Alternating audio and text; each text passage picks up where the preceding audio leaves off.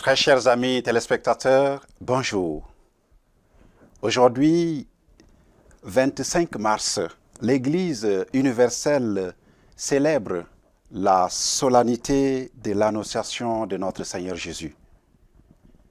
Et en cette heureuse occasion, l'Évangile est tiré de l'Évangile selon Saint Luc au chapitre 1, les versets 26 à 38.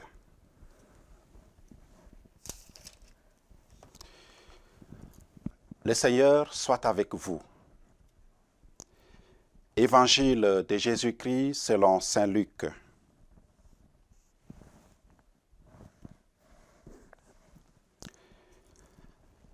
L'ange Gabriel fut envoyé par Dieu dans une ville de Galilée appelée Nazareth, à une jeune fille, une vierge, accordée en mariage à un homme de la maison de David, appelé Joseph. Et le nom de la jeune fille était Marie. L'ange entra chez elle et dit : « Je te salue, comblée de grâce, le Seigneur est avec toi. » À cette parole, elle fut toute bouleversée et elle se demandait ce que pouvait signifier cette salutation.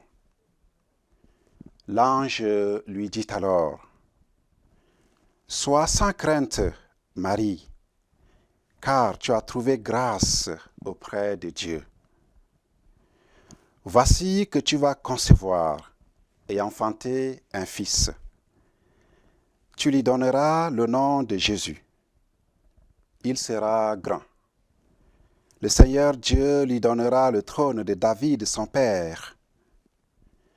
Il régnera pour toujours sur la maison de Jacob, et son règne n'aura pas de fin. » Marie dit à l'ange : « Comment cela va-t-il se faire, puisque je suis vierge ? » L'ange lui répondit : « L'Esprit Saint viendra sur toi, et la puissance du Très-Haut te prendra sous son ombre. C'est pourquoi celui qui va naître sera saint, et il sera appelé Fils de Dieu. Et voici qu'Élisabeth, ta cousine, a conçu, elle aussi, un fils dans sa vieillesse, et elle en est à son 6e mois, alors qu'on l'appelait la femme stérile. Car rien n'est impossible à Dieu. Marie dit alors : « Voici la servante du Seigneur. Que tout se passe pour moi selon ta parole. » Alors l'ange la quitta.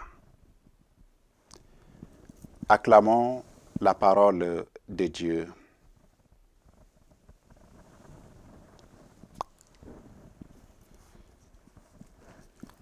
Bien chers frères et sœurs, aujourd'hui, 25 mars, nous célébrons l'Annonciation du Seigneur. Et ce texte de Luc s'ouvre sur une petite indication temporaire, qui pourrait sembler anodine. Le 6e mois. L'évangéliste y revient même 2 fois, au début et à la fin. Pourquoi insister là-dessus ?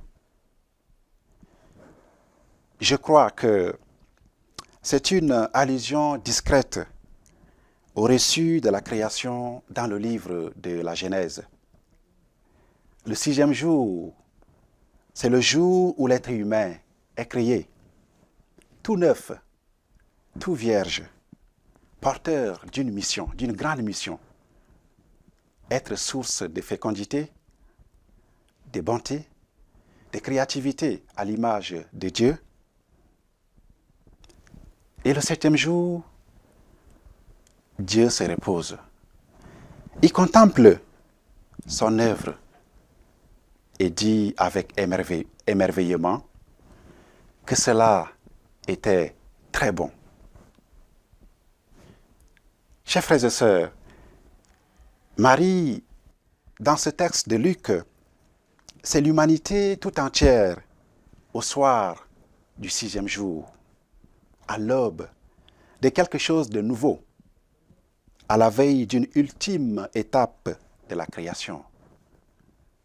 Avec Marie, Dieu s'apprête à écrire le 7e jour, non plus le jour de la création matérielle, mais le jour de la grâce, le jour où Dieu se penche sur le monde et dit définitivement, cela était très bon. Et Marie est là, jeune femme dont l'avenir est encore totalement ouvert, totalement vierge. Une page vierge. Pas au sens où elle n'aurait pas encore vécu, mais au sens où elle a gardé en elle cet espace libre. Le jour, cet espace disponible où Dieu peut encore écrire quelque chose de neuf. Marie, cette page vierge. Et nous alors? Notre avenir est-il encore ouvert? Nous qui avons déjà écrit une bonne part de notre vie, nous qui portons nos habitudes, nos blessures, nos certitudes. Il y a pourtant en chacun et en chacune de nous une page encore toute vierge. Un espace où tout peut s'écrire différemment.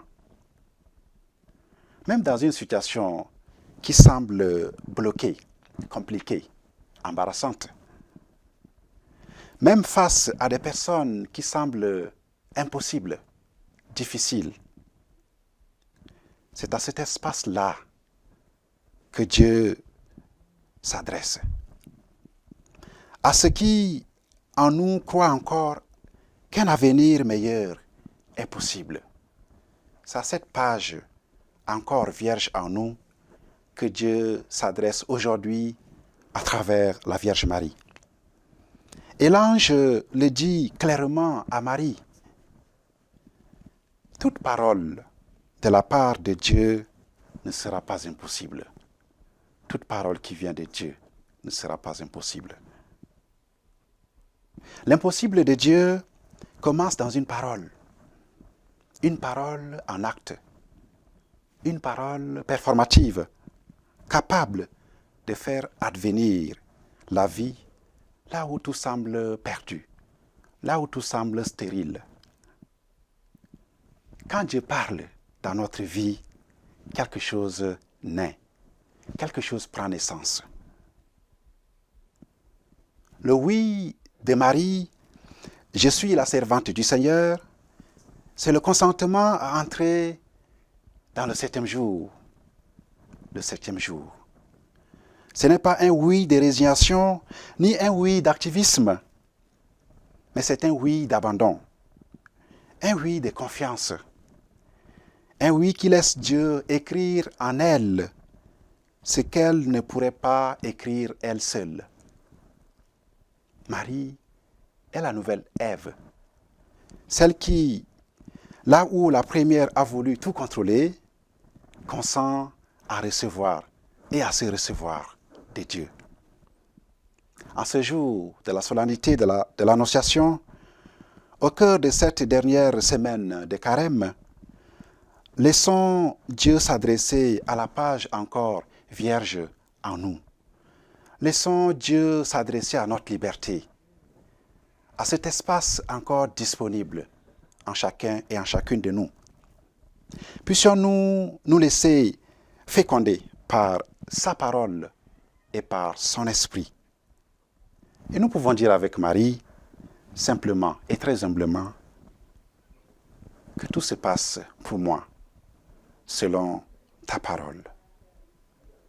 Le Seigneur soit avec vous et que Dieu tout aimant vous bénisse, le Père, le Fils et le Saint-Esprit.